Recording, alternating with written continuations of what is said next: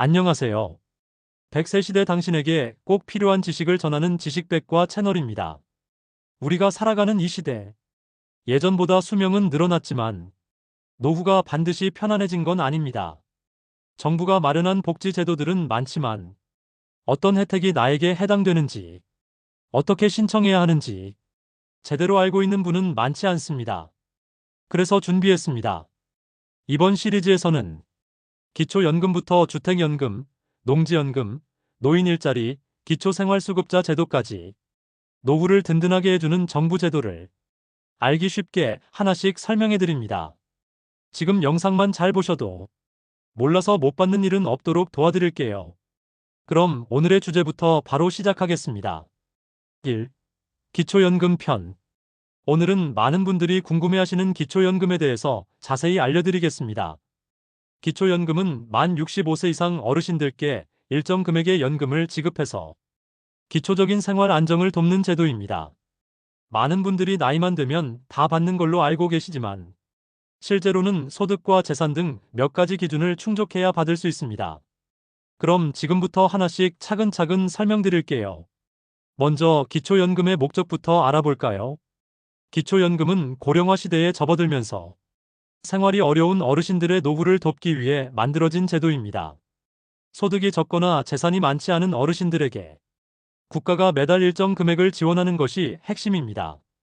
이 제도는 2014년에 처음 시행되었고, 현재까지 지속적으로 지급 금액이 인상되어 왔습니다. 2025년 기준으로 단독 가구일 경우 최대 월 40만 2천 원, 부부 두 분이 모두 받는 경우는 최대 월 64만 3천 원까지 받을 수 있습니다. 그럼 누가 받을 수 있을까요? 기초연금을 받기 위해선 크게 두 가지 조건을 만족해야 합니다. 첫째, 나이 조건입니다. 만 65세 이상이어야 하며 주민등록상 생년월일 기준으로 해당 월에 생일이 있는 분부터 신청 가능합니다. 둘째, 소득인정액 기준입니다. 소득인정액이란 단순히 월급이나 연금 등 수입만 보는 것이 아니라 재산을 소득으로 환산한 금액까지 합친 것을 말합니다. 예를 들어 가지고 있는 집이나 자동차, 예금 등 자산을 기준으로 소득으로 바꿔 계산하게 되는데요. 이 기준이 상당히 중요합니다. 2025년 기준으로 소득인정액이 단독 가구는 220만 원 이하, 부부 가구는 352만 원 이하여야 기초연금 수급 대상이 됩니다. 쉽게 말하면 매달 들어오는 소득이 이 기준보다 적고 재산도 일정 수준 이하여야 받을 수 있는 것입니다. 예를 하나 들어볼게요. 65세 이상이신 김어르신이 월 50만 원의 국민연금을 받고 있고 살고 있는 집은 전세로 본인 명의의 재산은 약 3천만 원 정도라면 소득 인정액이 220만 원 기준 이하가 될 가능성이 높기 때문에 기초연금 수급 대상에 해당할 수 있습니다. 반대로 집을 한 채 보유하고 있고 예금도 수천만 원 이상 있다면 소득 인정액 기준을 초과해 기초연금을 못 받을 수 있습니다. 신청 방법도 알아봐야겠죠. 기초연금은 주소지 관할 주민센터에서 신청할 수 있습니다. 또는 복지로 홈페이지나 모바일 앱에서도 온라인 신청이 가능합니다. 신청 시에는 신분증과 통장 사본, 그리고 배우자나 가족의 재산 상황을 확인할 수 있는 서류들이 필요할 수 있습니다. 그리고 중요한 점 하나 더 말씀드릴게요. 기초연금은 한 번 신청하고 끝나는 것이 아니라 정기적으로 소득과 재산을 다시 확인해서 수급 대상이 계속 맞는지 검토하게 됩니다. 즉, 현재는 받을 수 있어도 나중에 재산이 늘어나거나 소득이 높아지면 수급이 중단될 수도 있습니다. 그럼 기초연금은 얼마나 받게 되는 걸까요?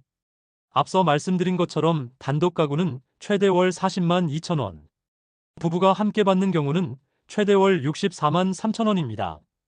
다만 모든 분들이 이 최대 금액을 받는 것은 아닙니다. 다른 연금이나 소득이 있는 경우에는 기초연금이 일부 감액되어 지급되기도 합니다. 특히 국민연금을 받고 계신 분들은 기초연금과의 연계 감액 제도 때문에 기초연금이 일부 줄어들 수 있습니다. 예를 들어 국민연금을 80만 원 이상 받고 있다면 기초연금은 전액받지 못하거나 일부만 받을 수 있습니다. 그래도 국민연금을 적게 받거나 없으신 분들은 기초연금을 최대한 받을 수 있는 경우가 많습니다.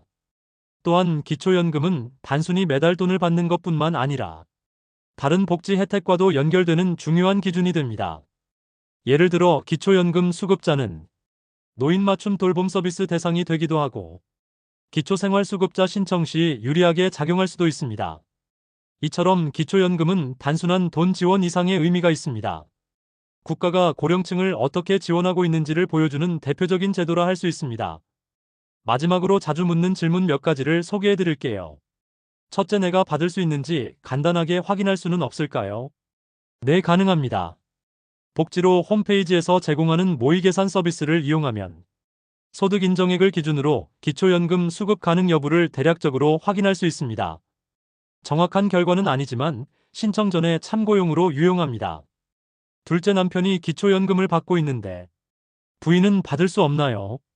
두 분 모두 65세 이상이고 각자의 소득과 재산 기준이 맞으면 부부 모두 수급 가능합니다.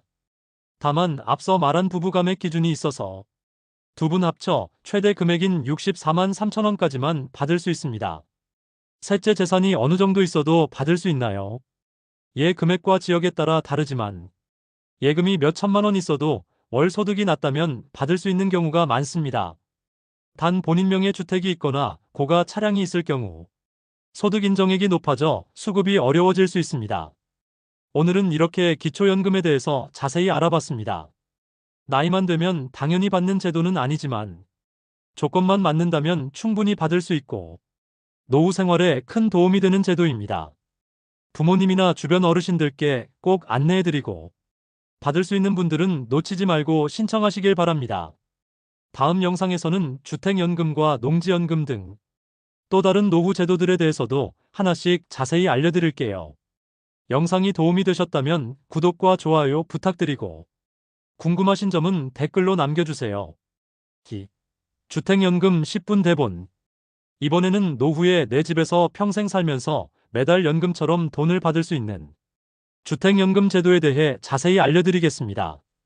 많은 어르신들이 집은 있지만 소득이 부족해서 생활이 힘들다고 말씀하시는데요. 이럴 때 바로 도움이 되는 것이 주택연금입니다. 먼저 주택연금이란 무엇인지부터 살펴보겠습니다. 주택연금은 만 55세 이상인 사람이 본인 소유의 주택을 담보로 맡기고 매달 일정 금액을 연금처럼 받는 제도입니다. 즉, 집은 계속 내가 살면서 소유권도 유지하면서 매달 생활비를 받을 수 있는 방식입니다. 집을 팔지 않고도 자산을 활용하는 방법인 셈이죠. 그럼 어떤 분들이 이용할 수 있을까요? 조건은 세 가지입니다. 첫째, 만 55세 이상일 것. 둘째, 부부 중 한 명이라도 한국주택금융공사 가입 조건에 맞을 것. 셋째, 주택 가격이 12억 원 이하일 것. 2025년 기준으로는 시가 12억 원 이하의 주택까지만 가능합니다. 즉, 강남이나 고가 아파트는 제외되지만 대부분의 일반 주택이나 아파트는 해당됩니다. 또한 전세를 주고 있는 집이거나 다세대나 단독주택도 조건만 맞으면 가능합니다. 그럼 연금액은 얼마나 받을 수 있을까요? 예를 들어 70세 어르신이 5억 원짜리 아파트를 가지고 있다면 매달 약 100만 원에서 130만 원 정도를 평생 받을 수 있습니다. 연령이 높을수록 금액은 더 많아지고 집값이 클수록 역시 더 많이 받을 수 있습니다. 이 연금은 평생 동안 지급되며 본인이 사망하면 배우자가 이어서 받을 수 있습니다. 또한 연금 수령 중에는 집을 팔 수 없지만 사망 후에는 자녀가 상속을 받거나 집을 팔아서 연금을 갚고 나머지를 가져갈 수도 있습니다. 주택연금 신청은 한국주택금융공사에 직접 하거나 은행 창구를 통해서도 가능합니다. 신청 후에는 자산평가와 서류심사를 거쳐 계약 체결 후 연금이 지급되기 시작합니다.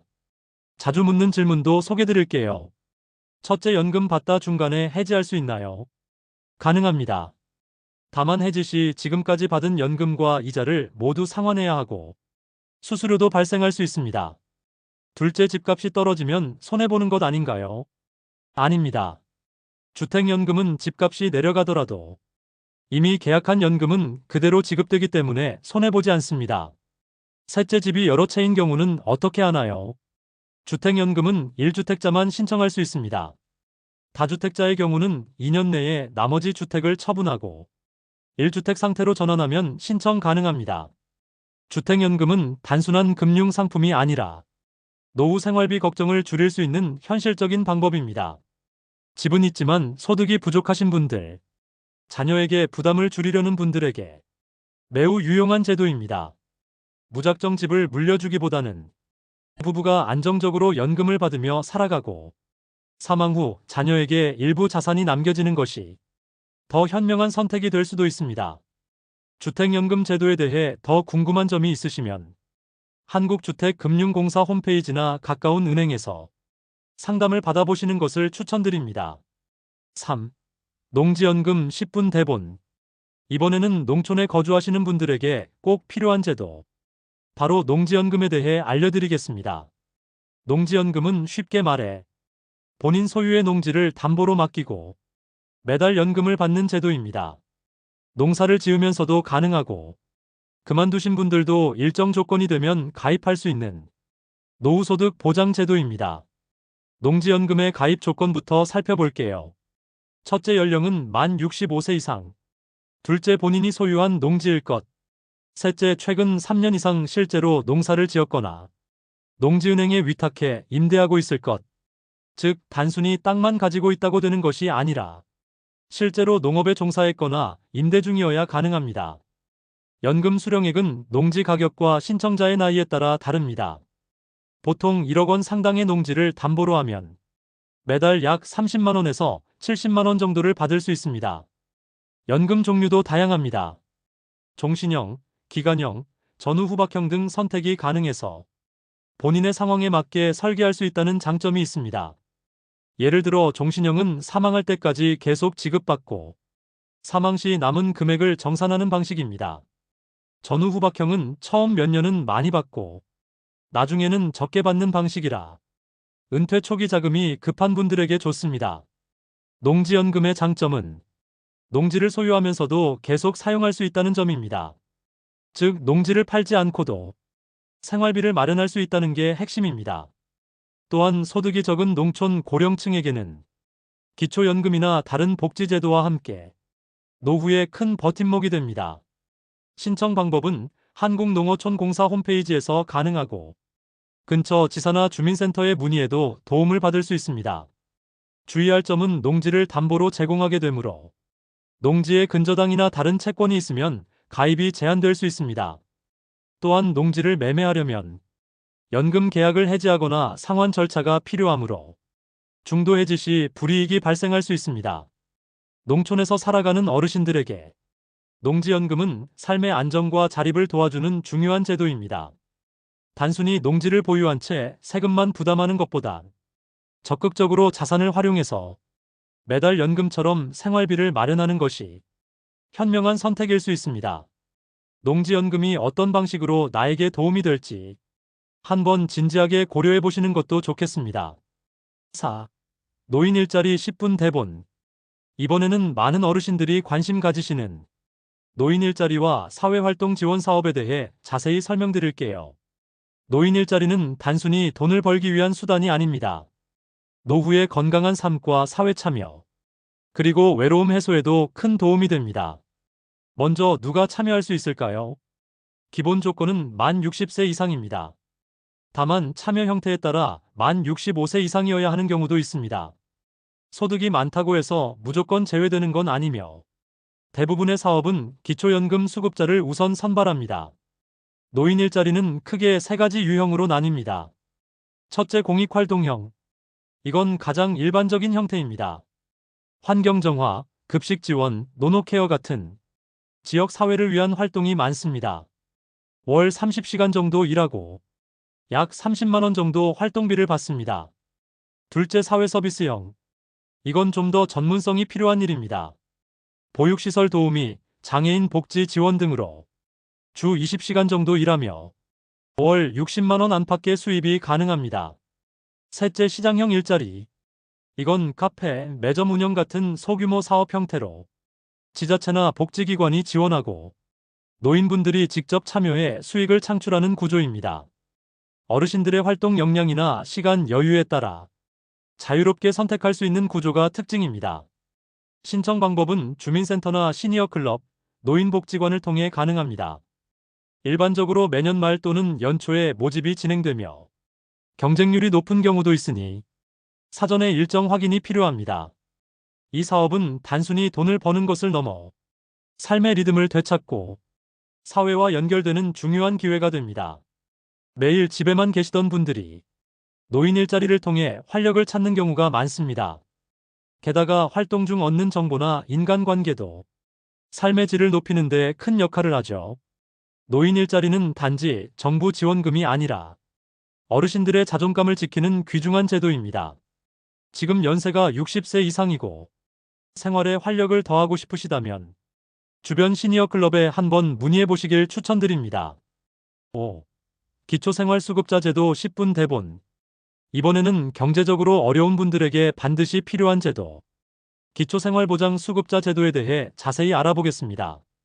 기초생활수급자 제도는 정부가 생계, 주거, 의료, 교육 등 기본적인 삶을 유지할 수 있도록 도움을 주는 복지제도입니다. 먼저 수급자 선정 기준을 알아볼게요.